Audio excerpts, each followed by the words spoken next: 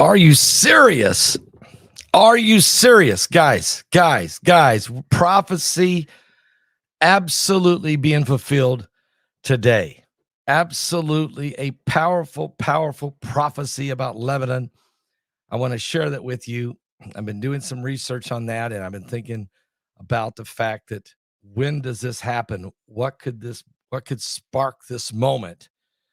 Are you serious? It looks like we're coming to a very powerful prophetic moment, and there's just so much. And so, we're praying for 40 days and 40 days and fasting and prayer for America. You notice we're coming into October and the October surprise. I mean, the things that are happening right now is unbelievable. I'm going to share this with you in just a second. But first, let's just remind everyone, if you don't mind, of the countless Americans will waste time, energy, and money this year trying to reduce the wrinkles, but failing because they missed the real problem, which is a decrease in their natural collagen reserves.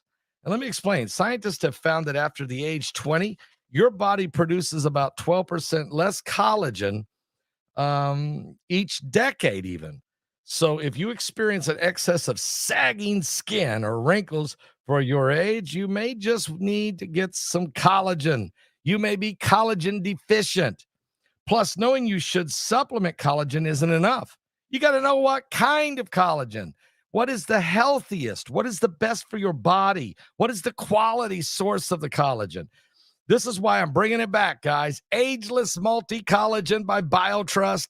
Bringing it back because the other stuff, guys, one scoop in the soup, one scoop in the smoothie in the morning. Do this every day and watch and see if you don't see a revitalization of your skin. Plus, if you go to this, if you'll just go right there to healthwithpaul.com, there's a 51 or 53% savings there, okay? Go to healthwithpaul.com. That's www.healthwithpaul.com. Guys, and it's time to get healthy and look healthy and feel healthy, okay, with collagen. All right, you'll be glad that you did that for sure. And now, as you know, it's incredible what the October surprise. You know that this webinar, we're getting feedback. And if you're watching right now and you've already gotten your ticket and you've already watched some of this webinar, some people have already watched the entire webinar and they're already saying, Pastor Paul, this was amazing. I gave you a lot of different perspectives. I give 11 different presentations from all these different speakers. And it's really a lot of food for thought and something to pray about and something to study on. I guarantee you're doing research and studying after you watch this. Amazing. How many of you in the chat room right now, out of the 500 of you there right at this moment, have gotten the ticket for October Surprise and have already started watching? Okay. And I hope that you've already said, wow, it is making, it's incredible. Because it really has been amazing. Okay. And some of the things that we're talking about, there's somebody in here from Poland. How you doing, Poland? We're praying for you guys. Amen. While we're talking about October Surprise, you just go to my website at paulbegleyprophecy.com. Just go to paulbegleyprophecy.com. There's one saying, I'm already watching. Another one said, I'm going to check your page out. Thank you, Adrian. Thank you, Gary. He's already watching. Peter says, not yet, but I will do. All right. There's one. Nicole, she says, I would love to. There's others there that have bought a ticket and they've watched most of it. That's good to hear. Good morning, everybody. All right. Now listen to this. Here's what's going on. We have prophecy in the Bible. And maybe I should read that before I tell you what happened. Nasrallah, Hezbollah's leader, Hassan Nasrallah. He's been the leader of Hezbollah for 32 years, his reign of terror. But in the last week or so, the pagers started blowing up on the Hezbollah fighters. 4,000 pagers turned into explosives, blowing off hands and blinding eyes and maiming those fighters, those terrorist fighters for Hezbollah. The next day, 1,500 walkie-talkies exploding again, killing about 50 Hezbollah fighters, but maiming and injuring thousands of them. Then Israel started their airstrikes, taking out key strategic locations of Hezbollah, blowing up thousands, tens of thousands of rockets before they ever can get off the ground, and taking out individually six of Hezbollah's top 8 leaders. And then as Benjamin Netanyahu was at the podium at the United Nations telling the UN that they are the house of darkness and that they are the swamp of anti-Semitism, while he was talking, the defense minister of Israel, Yoav Gallant, was calling and on the phone letting U.S. Defense Secretary of Defense Lloyd Austin, hey, by the way, just want you to know, there's a bomb falling on Nasrallah right now. It's already been released. It's happening.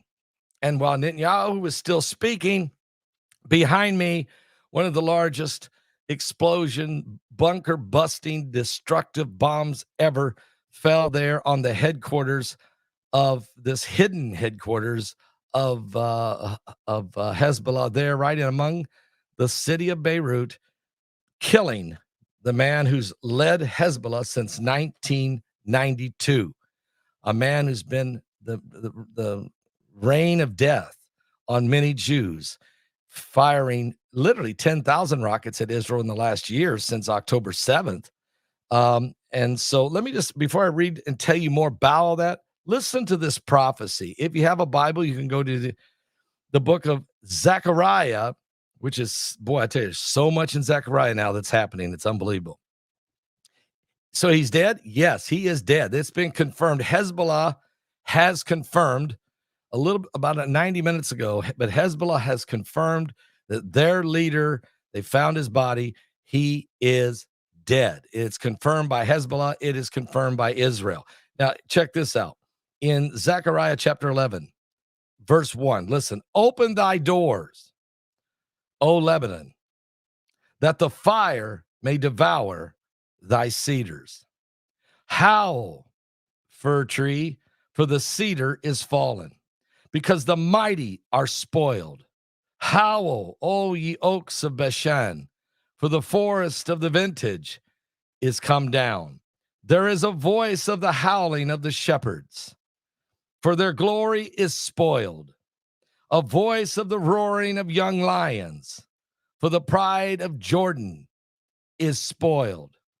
Thus saith the Lord my God, feed the flock of the slaughter, whose possessors slay them, and hold themselves not guilty. And they that sell them say, blessed be the Lord, for I am rich, and their own shepherds pity them not. For I will no more pity the inhabitants of the land, saith the Lord. But lo, I will deliver the men every one into his neighbor's hand, and into the hand of his king, and they shall smite the land, and out of their hand I will not deliver them. This is Zechariah chapter 11, verses 1 through 6. Open thy doors, O Lebanon, that the fire may devour thy cedars. This is cedar trees it's talking about there, of course, but it talks about how the mighty has fallen. This prophecy in the book of Zechariah, the next chapter is, of course, Zechariah 12. That's when Jerusalem becomes this cup of trembling, and all the whole world begins to burden themselves with Israel and wanting to crush Israel. But God says, I will destroy those nations that try to do that. I will grind them into powder. But then the 14th chapter comes, and they come back again, this time with a vengeance. And this time they take half of the city of Jerusalem, and the other half look like it's going to fall. And they drive the inhabitants out of Judea and Samaria, which is, of course, the West Bank. And Jesus even said that moment was coming. a time like never before in Matthew 24. But we're not there yet. Zechariah 11, verses 1 through 6. I'll read it again. Open thy doors, O Lebanon, that the fire may devour thy cedars. Howl, fir tree, for the cedar is fallen, because the mighty are spoiled. Howl, O ye oaks of Bashan, for the forest of the vintage is come down. There is a voice of the howling of the shepherds, for their glory is spoiled. A voice of the roaring of young lions, for the pride of Jordan is spoiled. Thus saith the Lord my God, feed the flock of the slaughter, whose possessors slay them and hold themselves not guilty. And they that sell them say, blessed be the Lord, for I am rich, and for their own shepherds pity them not. For I will no more pity the inhabitants of the land, saith the Lord. But lo, I will deliver the men every one into his neighbor's hand, and into the hand of his king, and they shall smite the land, and out of their land I will not deliver them. This is a sad day. Now, just to be clear, there's a lot of wonderful people that live in the nation of Lebanon that have nothing to do, and they literally hate Hezbollah and what Hezbollah is bringing upon their country. There are thousands of born-again Christians that live in the nation of Lebanon who are just caught in the crossfires of a mighty holy war. We are in this time like never before. Yes, I'm with you. I wish Dr. Chuck Missler was still alive today. I wish he was still alive. I wish Dr. Jack Van Impe was still alive. I wish Dr. Irvin Baxter was still alive. I wish Dr. Lester Summerall was still alive. These are four men I knew. And how I would love to call them this afternoon and say, where are we now in the prophetic scriptures and the events you see unfolding? And their insight would be unbelievable. But of course, they've left us a legacy. They've left us a path. They've left us their teachings. They've told us these days were coming. And now you and I are living in this prophetic time. Hezbollah's leader, Hassan Nasrallah, was killed in Israel's airstrikes in Beirut. According to Fox News, according to ABC News, CNN, MSNBC, the Washington Post, the New York Times, and on and on and on, the Associated Press, Reuters, everyone confirming now Hezbollah's leader, Hassan Nasrallah, of 32 years, and other top commanders were all killed in that Israeli airstrike in Beirut. The group and Israeli officials confirmed today. After his death was confirmed, Israel continued firing strikes on the city of Beirut. And then an Iranian Revolutionary Guard general, Habas Nilforousushan, was also killed in the Israeli strike that killed Hezbollah's leader, Hassan Nasrallah. Iranian state media announced today Nilforousushan was the deputy commander for the operations of the Iranian Revolutionary Guard Corps and was sanctioned by the United States for his role in suppressing protests in Iran. So this guy was an enemy of both Israel and Iran. Israel said it struck over 140 Hezbollah targets overnight last night after killing Hasara. Israel also attacked the control towers system in Beirut airport today to warn an Iranian passenger plane that it was headed for Beirut not to land there. So there was an Iranian plane headed into Beirut, and Israel told it, don't you dare try to land. You better turn that thing around.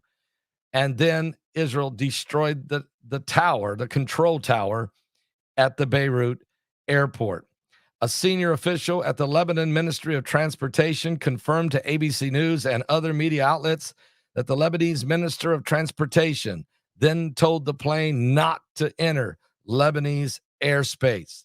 Israel then used bunker-busting bombs, a munition designed to penetrate targets deep deep underground in a strike that killed Nasrallah, targeting a location underground embedded under a residential building.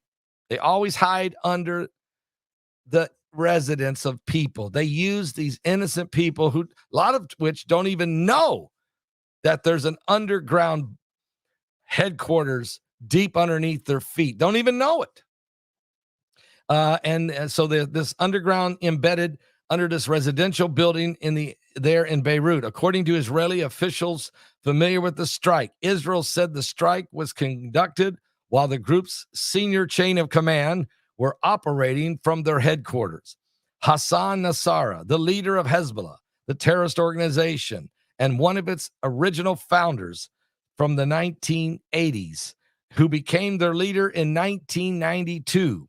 He was eliminated by the IDF, together with Ali Pkwy, the commander of Hezbollah's southern front, and additional Hezbollah commanders that were there, watching Netanyahu give his speech at the UN. During Hassan Nasrallah's 32 reign as the Secretary General of Hezbollah, he was responsible for the murder of many Israeli citizens and soldiers and the planning and execution of thousands of terrorist activities, according to the IDF. He was responsible for directing and executing terrorist attacks around the world in which civilians of various nationalities were murdered. Nasrallah was the central decision maker and the strategic leader of the organization. The IDF said they will continue to operate against anyone who promotes and engages in terrorism against the state of Israel and its people. Somebody better tell some of the other alternative channels that are struggling with which side they want to be on. They might want to hear that again. Hezbollah called the killing of its leader and the targeting of the residential buildings in Beirut a cowardly terrorist act, a massacre, and a heinous crime. The group vowed to continue its jihad in confronting the enemy that supports Gaza and Palestine and defending Lebanon and its steadfast, honorable people. Now, despite the strike targeting Nasrallah yesterday and the massive overnight strikes on Lebanon, Hezbollah continues to fire rockets and missiles into Israel. So far, they've released 7 statements on attacks toward Israel today. U.S. Secretary of Defense Lloyd Austin spoke to his Israeli counterpart, Israeli Minister of Defense Yoav Gallant, twice regarding the strikes on Lebanon, and he expressed full support for Israel's right to defend itself and its people against the Iranian-backed terrorist groups. The Pentagon spokesman, Major General Pat Ryder, said in a statement Saturday. The secretary made it clear that the United States remains postured to protect the U.S. forces and its facilities in the region, and they're committed to the defense of Israel. Now, I have to stop before I finish reading because that's almost a direct conflict from what President Joe Biden said yesterday. Biden was walking toward a plane or getting off a plane. He was asked about the news that Israel had just struck the headquarters of Hezbollah and have apparently killed Hassan Nasrallah. The president said, I don't know all the details about that, but I can tell you the United States had nothing to do with that. He didn't say, I'm fully aware, I've been briefed. Israel has a right to defend itself. We fully stand with the nation of Israel. That is not what he said. He left you with the impression that he was frustrated. He left you with the impression that this was not him that did this and that his comeback was going to be something different. And he hasn't said anything since. But the Secretary of Defense has come out now in full-throated of support, very clear-eyed support for the nation of Israel. somebody at the campaign headquarters in Israel, somebody in the campaign headquarters for the Harris camp run the numbers to hear the chatter of the American people and saw that the people overwhelmingly supported Israel. And so even though Harris has showed very little support, really none, they're quiet. They're not, they're letting Lloyd Austin come out and be the one to say that they support it. They Tim Walz and Harris are far, far, far away from really supporting Israel. They just say they have a right to defend themselves. Well, guess what? Everybody has a right to defend themselves. That doesn't make you an ally just to make that statement. Everybody, every nation in this world has a right to defend itself. That doesn't mean you're supporting the nation that is defending itself with every tactic it can. And the leader of Iran, I just want to make that point, okay? I just want to make that point.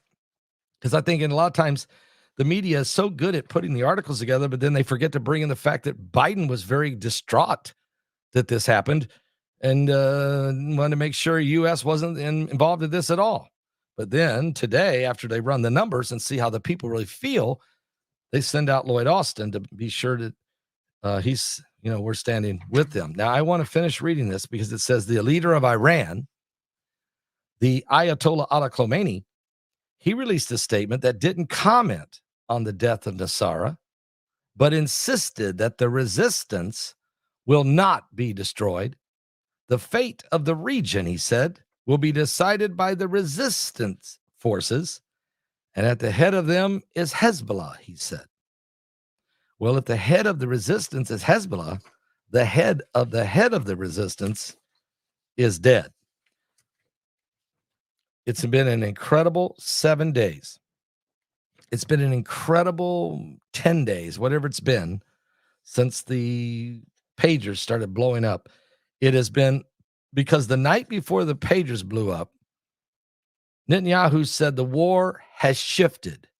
We are going to make sure that the 60 to 80,000 Israelis who can't live in their own home up in the northern part of Israel, we're going to make sure they can go home. We're going to make this a top priority while, he said, we finish crushing Hamas and free the hostages, whether they're dead or alive, from the grips of this jihadi terrorist organization of Hamas. And all of this is pointed directly toward Iran. It is Iran's moment. There's nobody. The proxies are dead. The proxies are being destroyed before your very eyes. What are you going to do, Iran? And really, that's the question. Breaking news, folks. Is this the end? Is this the end? End of what? End of time? End of terrorism? End of Hamas? End of Iran's radical regime and the Ayatollah next? Is this the end of the Middle East? Is this the end of peace in the Middle East? Is this the end of Israel as a nation? Is this the end of freedom? Is the beast about to rise? Where are we? Zechariah 11.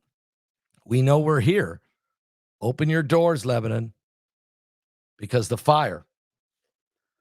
Open your doors, Lebanon. And I'll read that verse again.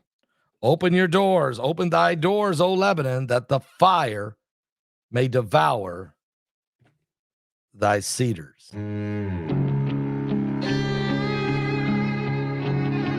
I feel sorry for the people of Lebanon. The innocent people of Lebanon have been under this tyranny and under Nasrallah for 32 years. Finally, Nasrallah has been eliminated. Maybe there's hope for the people of Lebanon. Maybe there's hope. Saturday was silent, and surely it was through. Since when has impossible ever stopped you. And Friday's disappointment is Sunday's empty tomb. Since when has impossible ever stopped you? This is the sound of her dry bones rattling. This is the praise make a dead man walk again. Open the grave, I'm coming out. I'm gonna live again. This is the sound of dry bones rattling.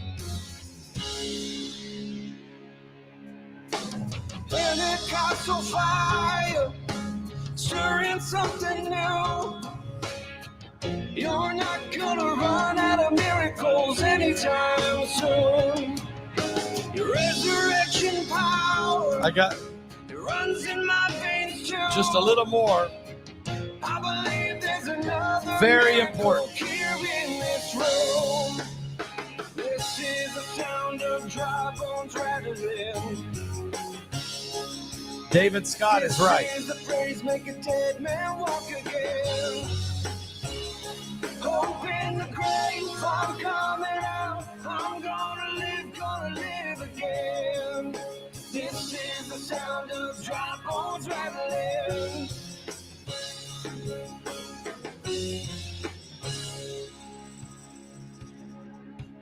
We're in a 40 days of prayer and fasting, and the hand of God is moving. Are you ready to meet the Lord? My God is able to save and deliver and heal and restore anything that he wants to. Just ask the man who was thrown on the bones of Elisha if there's anything that he can do. God bless you, JK from Australia. Shalom, shalom. At the tomb in the garden, what happens when God says to move? I feel him moving it now. I feel him doing it now. I feel him doing it now. Do it now. Do it now. This is the sound of dry bones rattling. Yeah, this is the praise make a dead man walk again. Open the grave, I'm coming out. I'm gonna live again. Open the grave, I'm coming out. I'm gonna live again. Open the grave, I'm coming out. I'm gonna live again. This is the sound of dry bones rattling. I can hear the bones. The Church of Australia is with us right now. You can hear the bones rattling. Son of man, these bones are the whole house of Israel. Prophesy and say to them, thus saith the Lord God, behold, my people, I will open your graves and cause you to come up from your graves and bring you into the land of Israel. Then you shall know that I am the Lord, and I will put my spirit in you, and I will place you in your own land, and you shall live. I will place you in your own land. You shall live, live, live, live, live.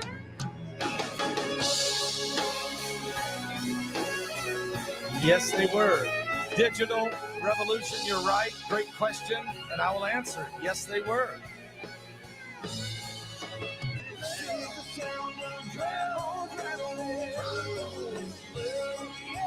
Great question.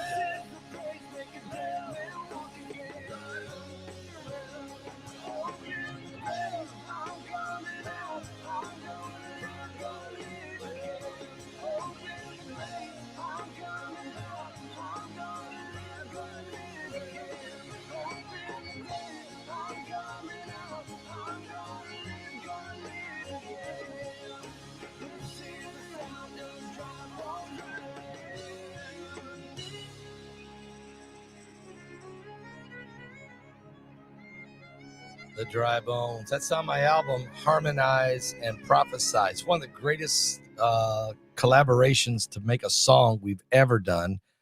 I really got to thank Israel Hall and Joseph Shackelford for creating the arrangement and gathering some of the best musicians, a couple guys from Alabama's band and a couple guys from Eastern Corbin band. Also, great performances by Shackelford on the violin, on Renee Ture on the violin, Israel Hall on the saxophone. It's just all these other great musicians from these other bands. And then, of course, tremendous vocals by Jeffrey Clarecoper and his wife, Kelsey, helping me out here.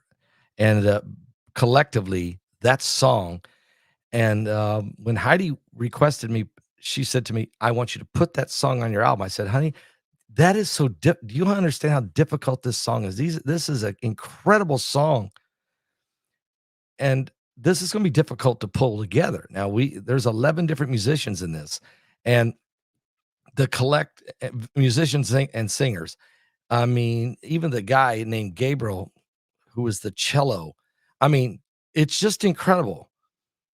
But the song, I'm so glad we did it because it's on the album Harmonize and Prophesy, and it is without a doubt a classic. I mean, some people say, and I don't like to do this, but a lot of people told me it's better than the originals from the guys who did the original. I don't know about that.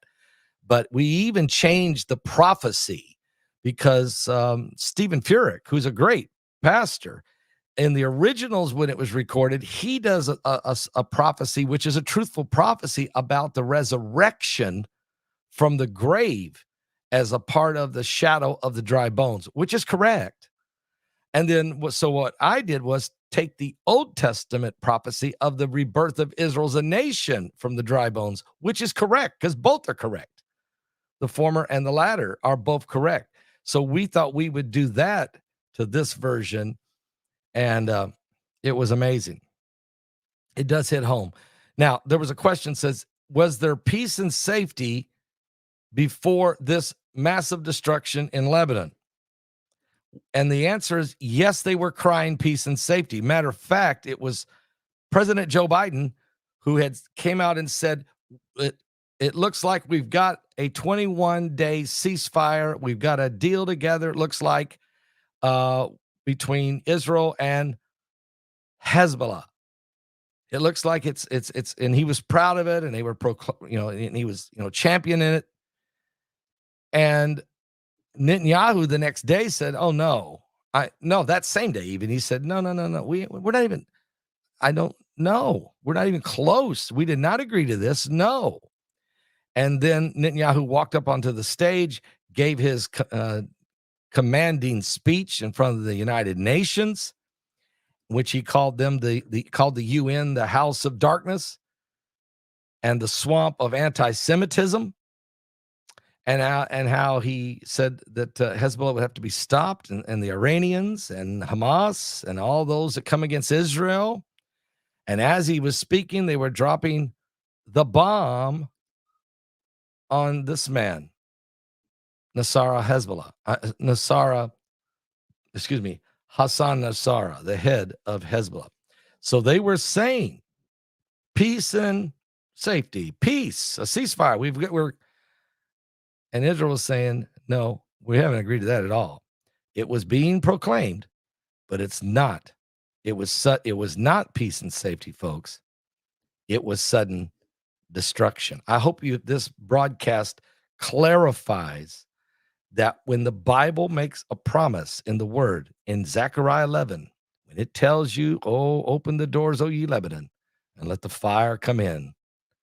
When you begin to understand the Bible and its true prophetic, it just tells you exactly what's going to happen in these end times.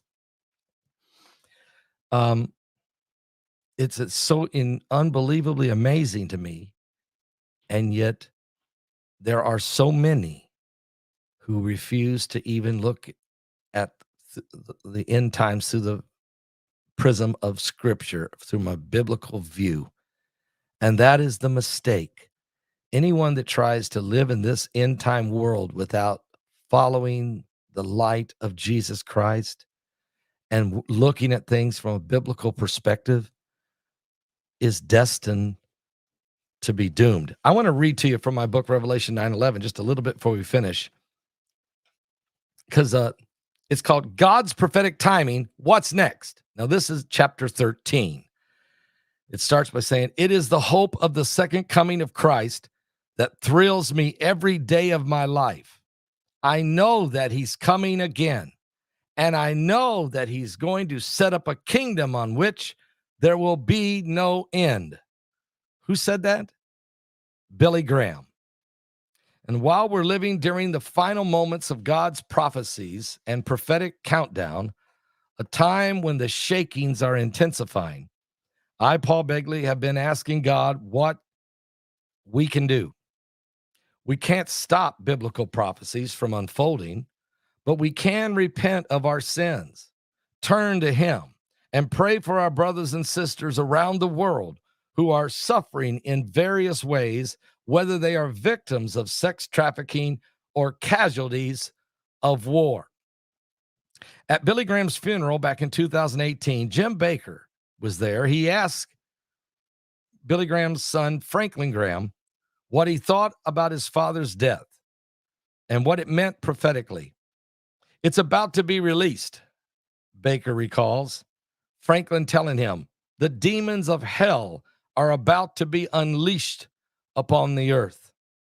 I agree with that, because 30 years ago, I had a dream in which I saw 7 men praying in the basement of a church. One was Pope John Paul II. One was Billy Graham. One was Dr. Lester Sumrall. One was Oral Roberts. And there was other 3 people, priests, I did not recognize, who were dressed in religious attire. Like one was like a Greek Orthodox. One looked like a Coptic Christian. And the other an Orthodox Jewish faith.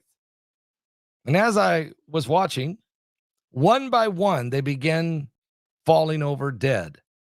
First, it was Sumrall. Then it was Roberts. Then it was Pope John Paul II. And then the others I didn't recognize. And Billy Graham was the last one standing. And he continued to pray for a while when he finally did fall. And the Lord told me, run outside. This was in this dream. Run outside and start ringing the bell. So I ran outside where I found an old church bell on a pole, and I started ringing it. And the Lord said, proclaim that the time is near.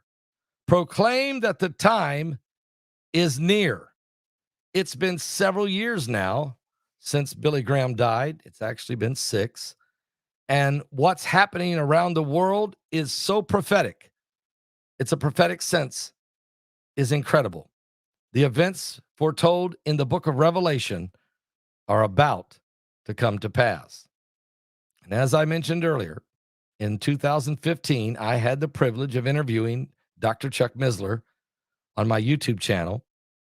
When I asked him which end time event would happen next, he said it would be Russia invading Ukraine. I mean, this is so unbelievable, but that's what he said.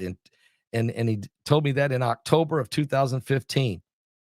Similarly, Jack Van Impe, the end times expert and host of the weekly television show Jack Van Impe Presents, called me in late 2019 after watching one of my YouTube videos. I never met him, but I had watched him on television since I was a boy. He was laying in bed, very ill, and at the time he said, I like what you're doing, young man. I felt good about the fact he called me a young man. He said, keep talking about current events. Keep telling people to be saved. They're about ready to build the third temple. There are going to be some things that happen first, but then they're going to build it. Paul, you're going to see it.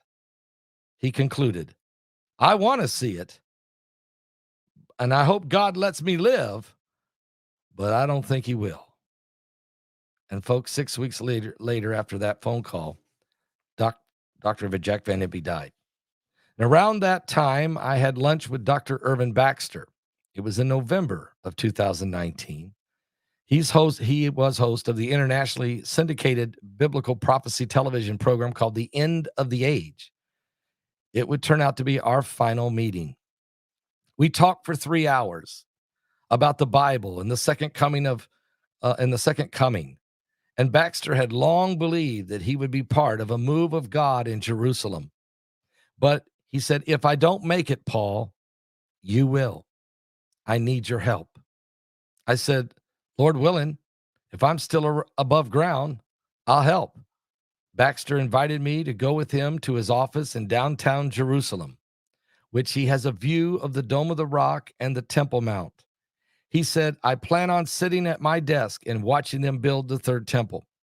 A few months later, COVID lockdowns began to impact the world, preventing us from having that meeting in his office. And on September 15, 2020, President Donald Trump oversaw the signing of the Abraham Accords between Israel and Bahrain and the United Arab Emirates. And I called Dr. Baxter a few days later and said, you were right. They did sign that agreement in 2020. What's next? Is this the beginning of the tribulation? I said. Or are they going to build the third temple first? Or are we about to have the rapture? Or are we getting ready for the great falling away? Or should we prepare for the great end time harvest? He said, Paul, I will tell you exactly after the election.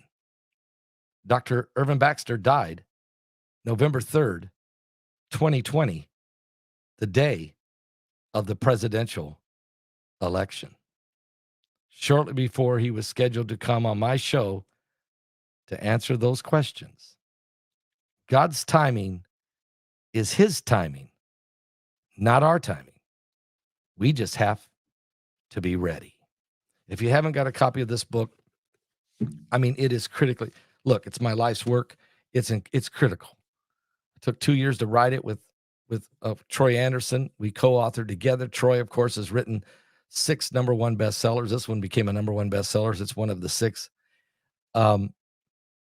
He was a Pulitzer Prize nominated journalist, worked for the LA Times, and was once the editor even of Charisma magazine. And there's so many accolades this guy's done. And I asked him to help me, and he did.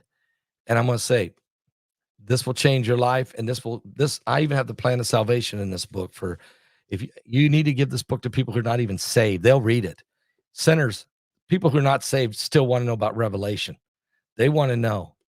They know this much. We're coming to the end, and they know if they're not ready, and they want to know what's about to happen. This is so important.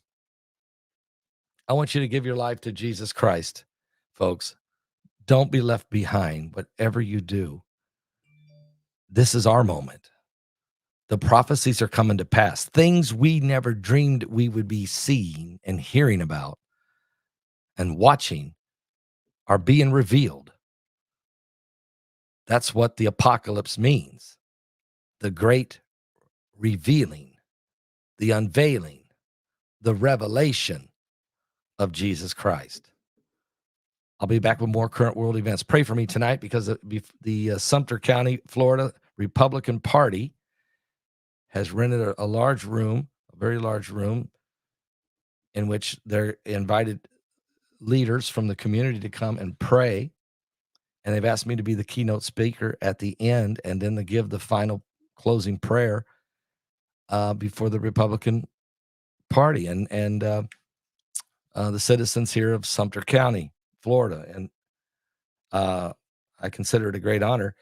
And I also consider it a great moment that if my people that are called by my name will humble themselves and pray and seek my face and turn from their wicked ways, I'll hear from heaven, I'll forgive their sin, and I will heal the land. God bless all of you.